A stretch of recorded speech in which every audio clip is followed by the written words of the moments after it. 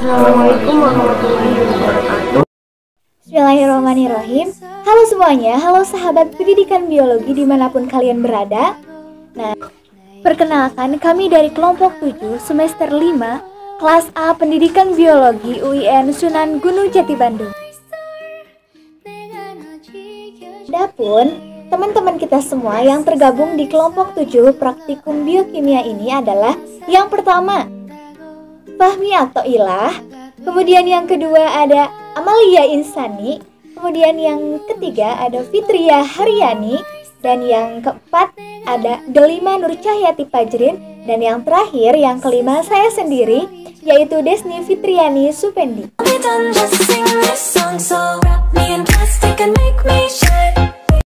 Adapun di sini kami akan melakukan sebuah percobaan ataupun praktikum mengenai ataupun mengidentifikasi tentang adanya karbohidrat ataupun amilum dalam suatu makanan ataupun bahan pangan yang ada di sekitar kita.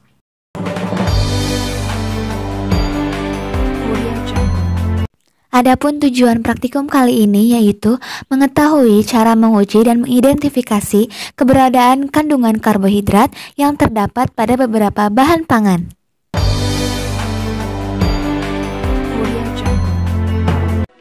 Adapun untuk landasan teori pada praktikum kali ini yaitu bahwasannya karbohidrat adalah senyawa yang mengandung unsur-unsur karbon, hidrogen, dan oksigen terutama terdapat di dalam tubuh tumbuhan yaitu kira-kira 75%. Di samping bagian yang padat pun dari tanaman-tanaman tersusun dari zat ini dinamakan karbohidrat karena senyawa-senyawa ini sebagai hidrat dari karbon.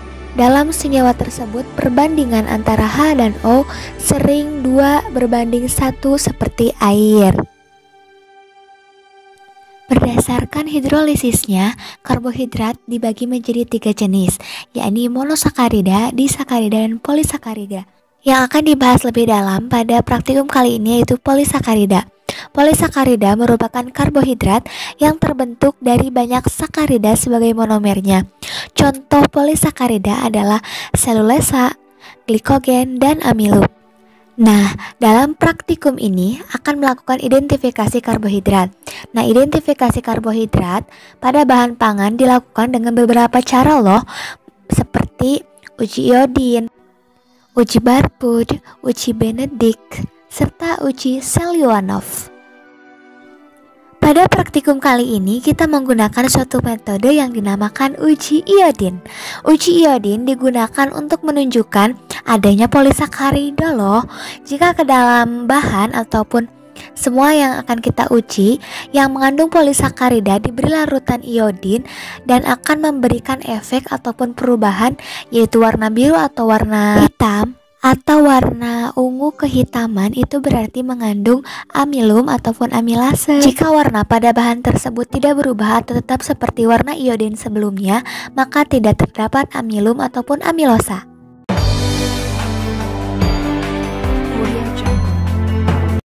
Untuk alat bahan yang perlu kita siapkan untuk praktikum kali ini yaitu sebagai berikut.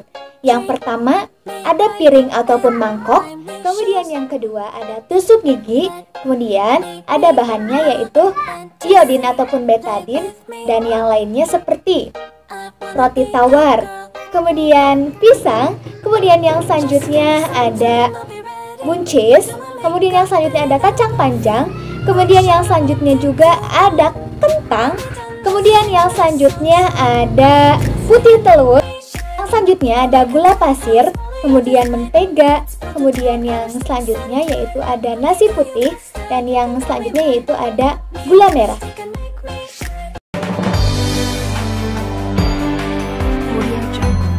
Assalamualaikum warahmatullahi wabarakatuh. Perkenalkan, nama saya Delima Nur Cahyati Fajrin dengan nomor NIM 118200623. Di sini saya akan melakukan percobaan dengan menggunakan kacang panjang rebus dan buncis rebus.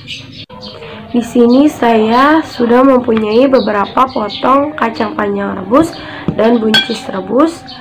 Setelah itu Potongan-potongan ini akan saya teteskan dengan larutan iodium sebanyak 2-3 tetes, boleh juga lebih, sesuai ya, disesuaikan aja.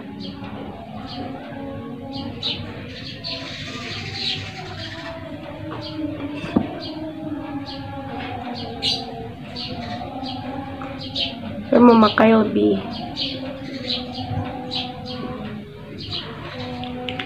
Oke, kemudian ini diratakan dengan menggunakan tusuk gigi.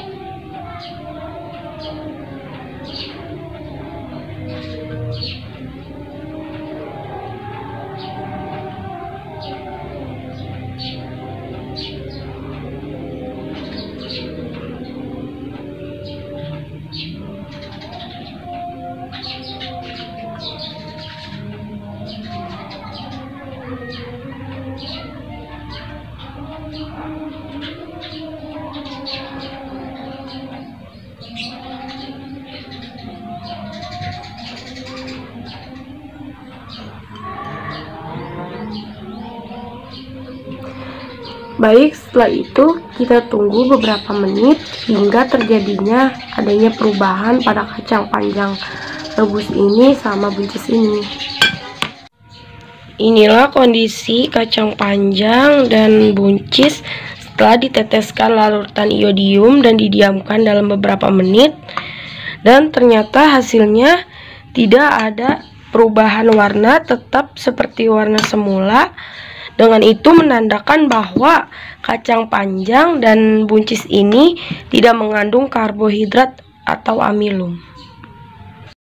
Assalamualaikum warahmatullahi wabarakatuh. Nama saya Amalia Insani dengan NIM 118-26614 akan melakukan percobaan pada putih telur rebus dan kentang. Nah, di sini kita sudah mempunyai beberapa potongan kentang dan juga beberapa potongan putih telur. Setelah itu, potongan-potongan ini akan diteteskan oleh larutan iodin sebanyak 2-3 tetes.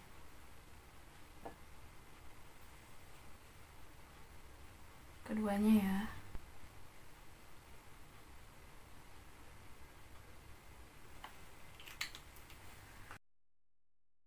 Lalu kita ratakan dengan tusuk gigi.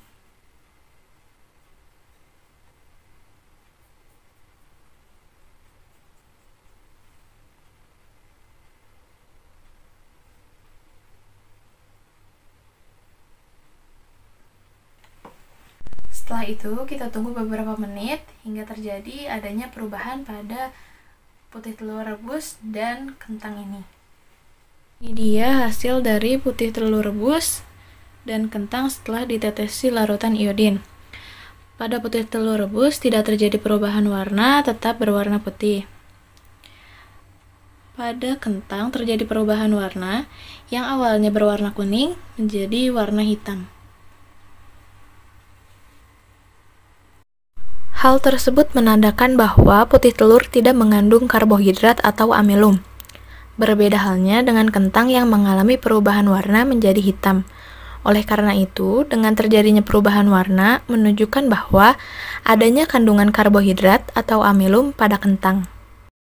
Assalamualaikum warahmatullahi wabarakatuh. Saya Desni Fitriani Supendi dengan NIM 118-206-0024 akan melakukan percobaan uji karbohidrat terhadap dua bahan di depan saya ini, yaitu yang pertama roti tawar, kemudian yang selanjutnya yaitu pisang. Setelah itu kita kan di sini sudah kita potong-potong untuk pisangnya dan rotinya sudah kita siapkan.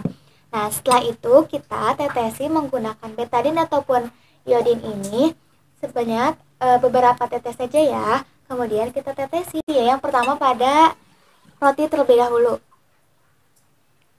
1, 2, 3, 4, 5. Kita tunggu ya.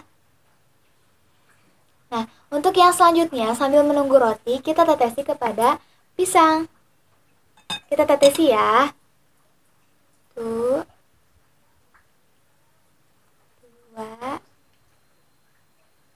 3. Nah, kita tetesi, kita tunggu beberapa saat sampai makanan yang telah kita tetesi dengan iodin ini akan berubah warna.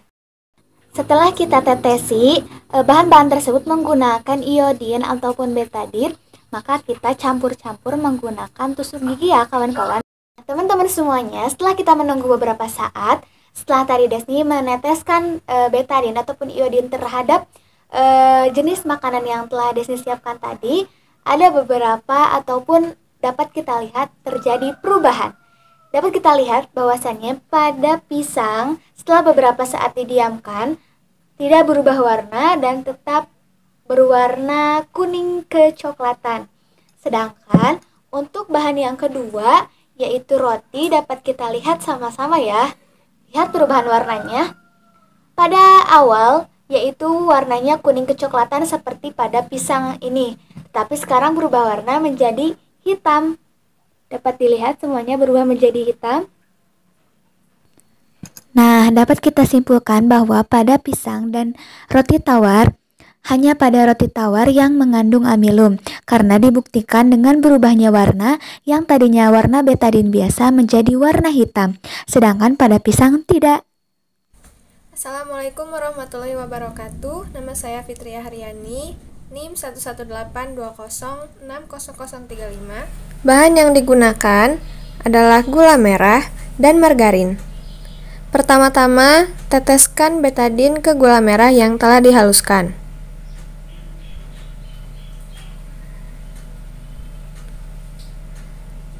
Lalu aduk hingga bagian-bagiannya merata.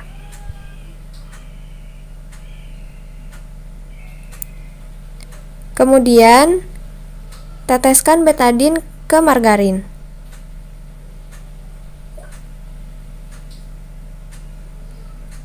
Lalu aduk hingga merata juga.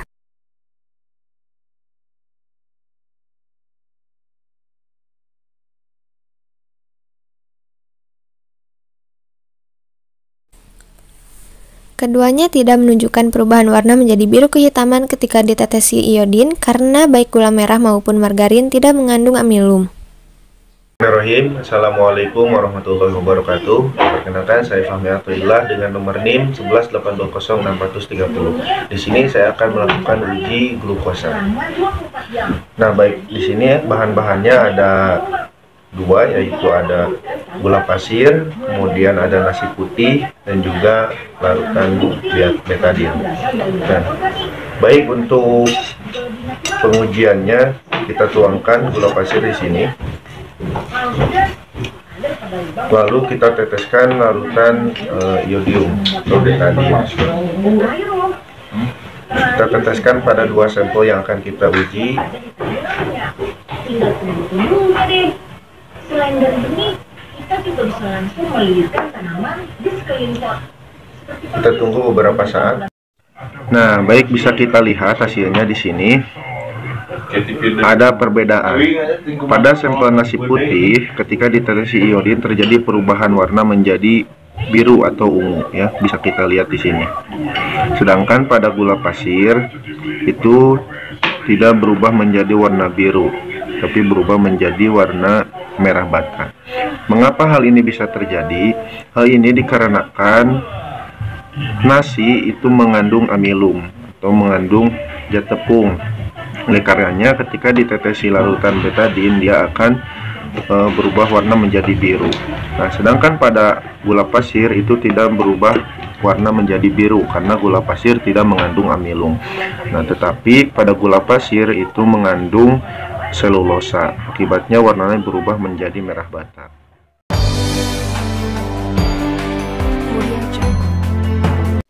Adapun hasil dari praktikum ini ataupun hasil praktikum identifikasi ataupun uji karbohidrat pada bahan pangan ini dapat dilihat dari 10 jenis bahan pangan yang kita pakai dalam uji coba kali ini. Ada 3 bahan pangan yang mengandung amilum dan 7 lainnya tidak mengandung amilum. 3 yang mengandung amilum diantaranya kentang, roti tawar biasa, dan nasi putih. Adapun ada penampakan sebelum dan sesudah uji iodin ini. Yang pertama buncis dan kacang panjang, kemudian putih telur dan kentang. Dilihat ya perbedaannya. kemudian ada roti tawar dan pisang, kemudian yang selanjutnya juga ada gula merah dan margarin, dan yang terakhir yaitu gula pasir dan nasi putih. Dapat kita simpulkan dari praktikum kali ini bahwasannya karbohidrat pada uji iodin ini, apalagi pada polisakarida, dapat menghasilkan warna yang khas seperti yang tadi kita lihat, menjadi warna ungu, tua, kemudian biru tua ataupun hitam. Itu mencirikan bahwa makanan ataupun bahan pangan tersebut mengandung amilum. Hal ini disebabkan karena dalam larutan pati terdapat unit-unit glukosa yang membentuk rantai helix karena adanya ikatan dengan konfigurasinya. Sekian dan terima kasih.